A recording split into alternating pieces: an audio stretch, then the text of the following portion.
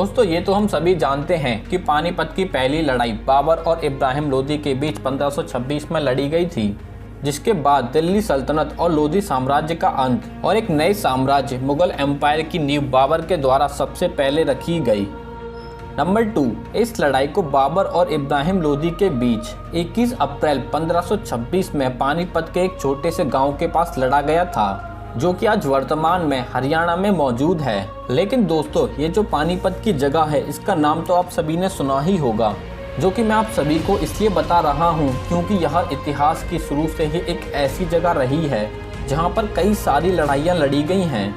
Number 3, एक अनुमान के मुताबिक पानीपत की लड़ाई में बाबर की सेना में करीब 12,000 से 25,000 सैनिक और वहीं 20 से 25 तोपें थीं, तो वहीं इब्राहिम लोदी की सेना में करीब 1,30,000 के आसपास सैनिक थे, जिसमें लड़ाकू सैनिकों की संख्या करीब 90,000 से 95,000 के आसपास थी। इसके अलावा इब्राहिम लोदी की सेना में 300 के करीब हाथी भी मौजूद थे और इसी लड़ाई में इब्राहिम लोदी का साथ कुछ ग्वालियर के राजपूत भी देते हैं।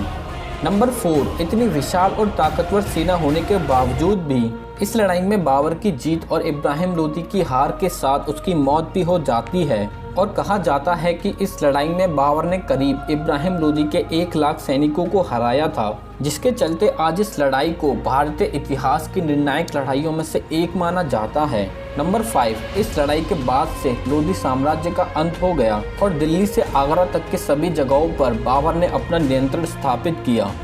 और अब दोस्तों बाबर इस लड़ाई में जीत तो गया था, लेकिन इस लड़ाई में उसकी जीत के 2 सबसे बड़े कारण रहे थे। नंबर 1, बाबर के द्वारा इस्तेमाल में लाई गई तोपें और दूसरा बाबर की तुलगमा पद्धति। अब तुलगमा पद्धति युद्ध की ऐसी नीति होती है जिसमें कोई भी शासक अपनी सेना को बांट दिया करता था, जैसा कि वह अपनी आधी सेना को दाईं और दूसरी आधी सेना को बाईं ओर खड़ा कर दिया करता था। वह खुद पीछे से हमला करता था और पूरे युद्ध को धोखे से जीतता था और सेम बाबर ने भी पानीपत की लड़ाई में ऐसा ही किया और इस तुलगमा पद्धति को बाबर ने सबसे पहले उज्बेकों से सीखा था।